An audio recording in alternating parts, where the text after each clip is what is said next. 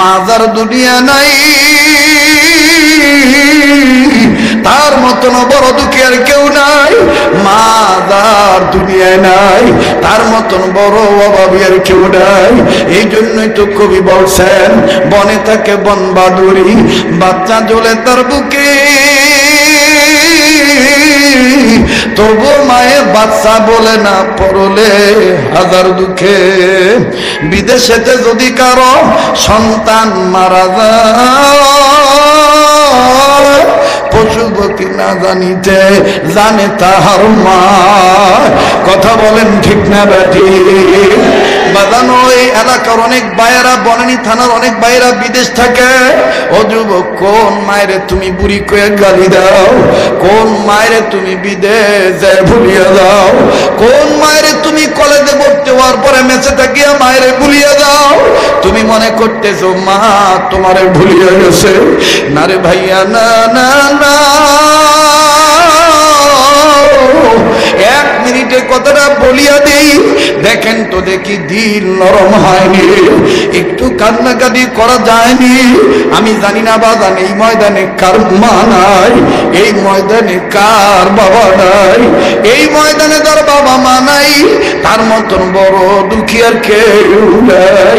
বাজান রে, বাপ বড় গার্ডিয়ান, বাপ বড় অভিভাবক, কথাটা মনে পড়িয়া গেল। এক মিনিটে বলিয়ে দে বন্ধু, অনেকে আমাদের মাদ্রাসায় গিয়েছে, নিজ প্রতিষ্ঠানের কথা বলতেছি, আসরের নামাজ পড়িয়া নিজ প্রতিষ্ঠানের বারান্দায় দাঁড়াইয়া ছাত্রদের খেলা দেখতেছি, খুব ভালো লাগতেছে, ছেলেরা কত সুন্দর খেলতেছে।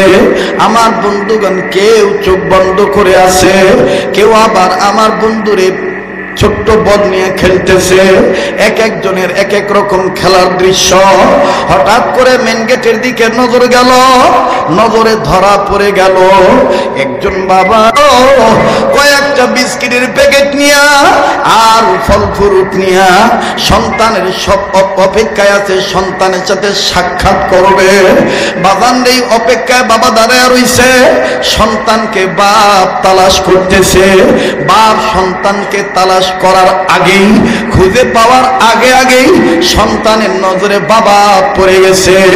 এইবার এই ছেলেটা খেলা বাদ দিয়া দিল, খেলা বাদ দিয়া নিজের গায়ের ধুলাবালি ঝাড়ে আর ঘামের পানি মোছে, আর সহপাঠী ছাত্র ভাইদেরকে ডাক দিয়ে বলে, আমি আর আজকে খেলবো না,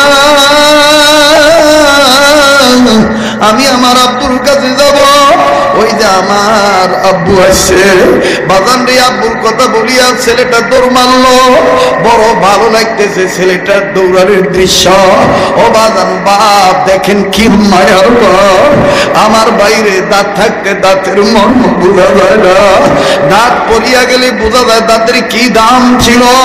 আজকে তোর বাপ বেঁচে আছে, তুই বাপের কদর বুঝিস না। এই বাপ যেদিন মরিয়া যাইব, ওই দিন বুঝবি কত বড় নিয়ামত হারাইলি। ওই ছাত্রটা আবার কাঁদতেছে।